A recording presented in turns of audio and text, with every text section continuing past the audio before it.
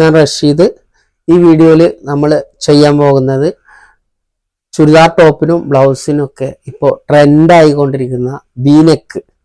ആ വീനെക്ക് എങ്ങനെ കട്ട് ചെയ്യാം, ആ വീനെക്കിൻ്റെ അളവ് എത്രയാണ്, നമ്മൾ ടോപ്പിലോ ബ്ലൗസിലൊക്കെ വീനെക്ക് ചെയ്യുമ്പോൾ സാധാ നെക്കിനേക്കാളും എത്രത്തോളം വിഡ്ത്ത് വരും, എത്രത്തോളം ഡീപ്പ് വരും, അപ്പോൾ ഷോൾഡർ എത്രത്തോളം മൈനസ് ആയിട്ട് വരും, അപ്പോൾ ബാക്കിലെ കഴുത്ത് എത്രത്തോളം കൊടുക്കേണ്ടി വരും എന്നുള്ളത് ചെറുതായിട്ട് നമുക്കൊന്ന് നോക്കാം.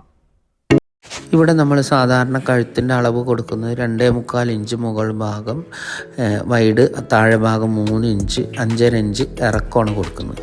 ഷോൾഡർ തുന്നൽ തുമ്പടക്കം 3.25 ഇഞ്ച് കൊടുക്കുന്നുണ്ട്.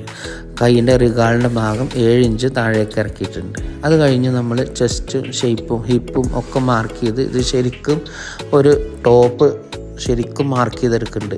അത് വേണ്ടവർക്ക് ശരിക്കും ശ്രദ്ധിച്ചാൽ മനസ്സിലാക്കാൻ കഴിയും കേട്ടോ. നമ്മളിവിടെ വീനെക്കാണ് ഇവിടെ പറയാൻ പോകുന്നത്. അപ്പോൾ സാധാരണ കഴുത്തിനേക്കാളും നമ്മൾ 2.25 വൈഡ് എടുത്തു കൊടുത്ത് 3.5 ഇഞ്ച് നമ്മൾ വീനെക്കിനായിട്ട് നമ്മളിവിടെ കൊടുക്കുന്നുണ്ട്. അതുപോലെ തന്നെ വീനെക്കിൻ്റെ ഇറക്കം 5.5 ഇഞ്ചാണ് നമ്മൾ കൊടുത്തിട്ടുണ്ടായിരുന്നത്. 5.5 ഇഞ്ച് കൊടുത്ത് നമ്മൾ 6.5 ഇഞ്ച് ഇറക്കവും കൊടുക്കുന്നുണ്ട്.